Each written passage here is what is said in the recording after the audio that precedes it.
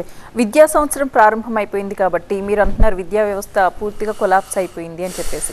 మరి ప్రభుత్వ స్కూళ్ళకి విద్యార్థుల్ని ఆకర్షించడానికి ఎలాంటి కార్యక్రమాలు చేపడుతున్నారు? ప్రభుత్వ స్కూళ్ళలో ఎలాంటి మార్పులకు శ్రీకారం చుట్టబోతున్నారు? ఒకటి డ్రాప్ అవుట్స్ ఫస్ట్ లెవెల్లో మనం ఇప్పుడు ఏంది డ్రాప్ అవుట్స్ లేకుండా చేయడం.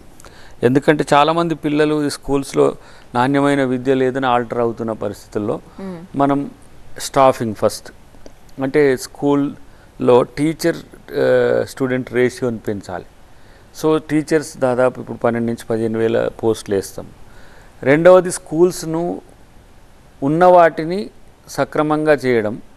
ఏవైతే క్లోజ్ చేసి మర్జర్ చేసిండ్రో దాదాపు 4,800 స్కూల్స్ మర్జర్కు ఉన్నాయి, వాటిని మళ్ళీ డీవియేట్ చేయడం. ఇప్పుడు గతంలో ఏంటి rarest of the rare communities అంటే ట్రైబ్స్ కొండల మీద ఉన్న వాళ్ళకి కూడా 10 మంది ఉంటే కూడా ఒక టీచర్ని ఇచ్చి టీచరే అక్కడికి పోయి చదువు చెప్పేటట్టుగా తయారు చేసినాం. వాటిని తీసేసినాం.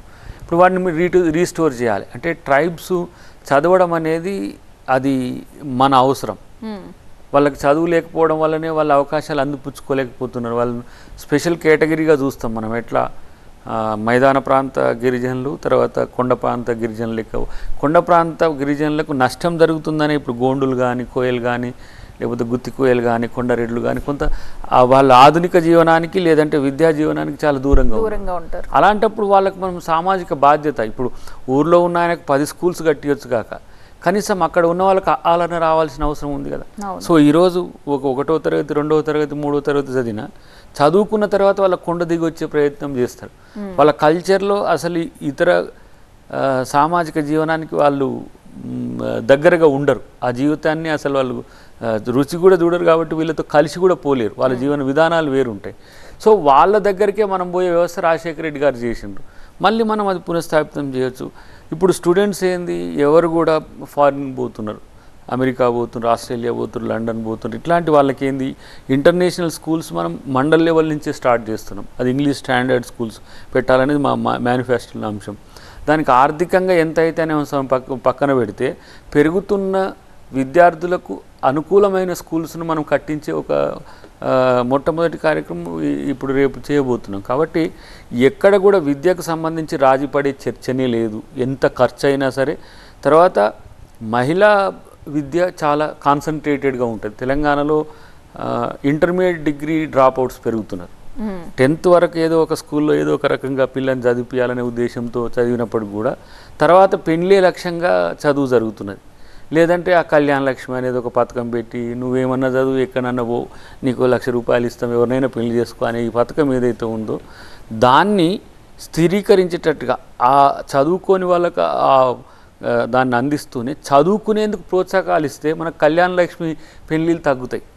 కళ్యాణ లక్ష్మి కొరకు పెళ్ళిళ్ళు చేసుకుని తగ్గి చదువు కొరకు వాళ్ళ మహిళల యొక్క జీవితాలను మెరుగుపరుచుకునేందుకు గతంలో బాలికా సంరక్షణ యోజన పథకం అని పెట్టినాం. వాళ్ళు పుట్టంగానే ₹1,00,000 ఇస్తే వాళ్ళు చదువుకునే ఏజ్ వచ్చే వరకు 21 lakhs వరకు అయ్యేది. వాళ్ళే స్వయం శక్తితో ఎదిగే ఒక పథకాన్ని కాంగ్రెస్ పార్టీ ఇచ్చింది. ఇక వీళ్ళు స్లోగా డిస్ట్రక్ట్ చేసింది. అంటే సాధికారిత అనేది స్వయంగా రావాలి తప్పితే డిపెండెంట్ ఎకానమీని మనం ప్రోత్సహించొద్దు అనేది ఉన్నది. తెలంగాణలో మీరు చూస్తారు గతం కంటే విద్యార్థులు కానీ ఒక క్వాలిటేటివ్ చేంజ్ని చూసే ఒక ప్రయత్నం అయితే కాంగ్రెస్ ప్రభుత్వం డెఫినెట్గా చేస్తుంది. దాన్ని మళ్ళీ మీరు భవిష్యత్తులో నేను వచ్చినప్పుడు కూడా ఏం చేసిండ్రు సార్ అని మీరు అడగొచ్చు, నిలదీయొచ్చు. మేము పోయినప్పుడు కూడా ప్రజలు మమ్మల్ని అడగొచ్చు. ఎందుకంటే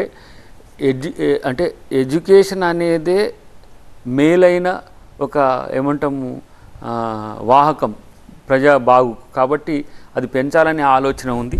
అన్నిటికంటే ముఖ్యంగా తెలంగాణలో మేము నెంబర్ 1గా ఉండాలనే ఒక తృష్ణ ముఖ్యమంత్రి గారికి ఉండడం వల్ల డెఫినెట్గా అది సాధ్యమైందని నేను అనుకుంటున్నాను. అండ్ అసెంబ్లీ ఎన్నికలకు ముందు అసలు ఇసుక దందా జరగనివ్వను అని అన్నారు శ్యాముల్ గారు. ఇప్పుడు ప్రస్తుతం బీఆర్ఎస్ నేతలు ఆయన మీద తీవ్రమైన ఆరోపణలు చేస్తున్నారు. దానిపై ఏమైనా రియాక్ట్ అవుతారా? అంటే ల్యాండ్ పాలసీలో భాగంగా రావచ్చు, కానీ క్యూబిక్ మీటర్ ఏదైతే లెవెల్ ఉంటుందో దాన్ని మించి తీయడానికి ఎవరు చేసినా అది ప్రజల్లో కూడా వ్యతిరేకత వస్తుంది. అంటే ఆరోపణల్లో వాస్తవం ఉందా? మీన్స్ అంటే ఇప్పుడు మన తెలంగాణలో ఉండే ఏ నదిలో కూడా ఇసుక తీయమని కాదు, తీసే ఇసుకను కనీసం ఏ కొలమానాలతో తీయాలని మనం పర్మిషన్స్ ఇచ్చినాము అంత మేరకు తీస్తే రైతులకు కూడా నష్టం ఉండదు. మొత్తం నదిని గీక్కొని ఊక్కొని పోతే మరి భూగర్భ జలాల పరిస్థితి ఏంటిది? సహజ వనరులకు సంబంధించిన చాలా సమస్యలు వస్తాయి. వాటర్తో పాటు మిగతా రైతులకు సమస్యలు వస్తాయి, ఎన్నో రకాల ఎకలాజికల్ సమస్యలు కూడా వస్తాయి.